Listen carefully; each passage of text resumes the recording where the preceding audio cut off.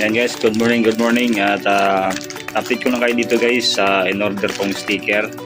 Sa wakas nagkaroon na rin tayo ng sticker na i-print na sa wakas yung ating sticker ng Nick TV PH Philippines sa sticker natin.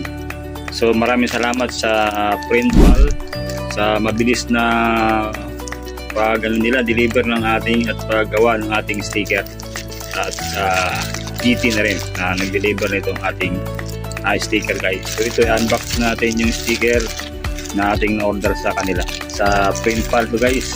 So sa kanilang FB page, meron silang FB page guys.